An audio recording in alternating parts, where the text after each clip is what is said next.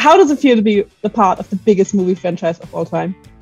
I haven't really thought about it very, very deeply, but now you put it like that, it sounds like a huge deal. It feels exciting. It's nice to be a part of something that that people are so passionate about. When you put it like that, it's really cool. Like, it's amazing. Es ist bezaubernd, dass Sie glauben, Sie könnten mich manipulieren. Loki marks the first time that we see a villain in the MCU in the center and of an MCU title. How did it feel to be given that chance? And did you miss any of the Avengers cast members on set? I was really honored, to be honest. I was really surprised and delighted. I never expected it. As people maybe already know, I thought my journey as Loki was over.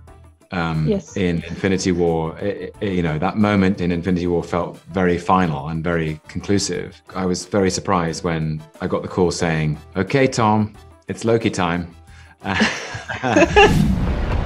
Ich bin Ihnen 10 Schritte voraus. Vertrauen ist nicht Ihr Ding, oder? Yeah, you know, I thought of my Avengers friends a lot, and I was in touch with Chris Hemsworth, who you know, we played brothers for so long, and you know, he was so lovely about it and excited on my behalf, and I think is looking forward to seeing the show. And I definitely thought of them while we were filming, and at the same time, it was also really enjoyable to have these new, fresh faces in the show, like Owen Wilson and Gugu and Bataro and Wumi Masaku, and yeah, seeing Loki in new dynamics was fun because. There was a sort of different, a change of tune, I guess. With Loki, you continue to tell the story of one of the most beloved anti-heroes and villains in the MCU. How do you kickstart his second go-round within the story? I think for me, something that was really key was, like, in that first episode, making it so clear, like, that emotionally, the Loki we're seeing, he's from Avengers. He isn't the guy that we saw in Infinity War, and he's in a very different space now. I think it was always important to me to, like, pay respect to what's come before, because I do think he has one of the best arcs in the whole of the MCU. Like, I love Loki, but also having a reason to go back in with this character and really getting to, like, dig into Loki and his identity across the 6 hours. Can you explain to us in 3 words, what is the TVA? The TVA is the Time Variance Authority. Well, yeah, that's what it stands for. Those are the 3 words. I mean, it's essentially a bureau that looks after the integrity of time and protects the sacred timeline, which is the way that things are supposed to happen, according to the timekeepers. Wir bewahren den korrekten Fluss der Zeit. Sie haben mit dem Tesseract die Realität zerbrochen. Sie müssen uns helfen, sie wieder zu kitten. Your character puts a lot of trust into Loki, but how can anyone trust a compulsive liar like Loki?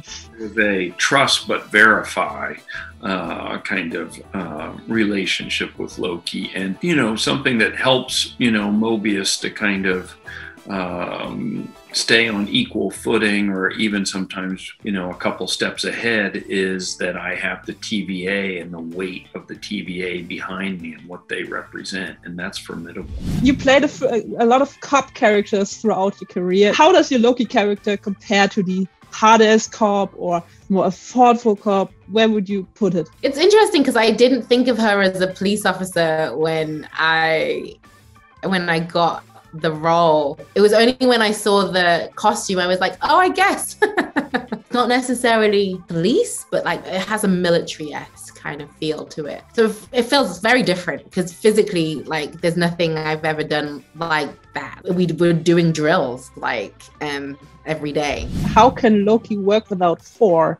I think Loki himself would say, better, much better. That's how I was meant to work. Can you talk us a little bit through the writing process on Loki? Do you begin at the beginning or do you begin at the end? We kind of knew the beginning. Fortunately, Avengers Endgame wrote our beginning for us, so that was nice. So we had to figure out what happened after the beginning. We started out big, really plotting out the emotional journey of Loki throughout this series, kind of like it was a movie.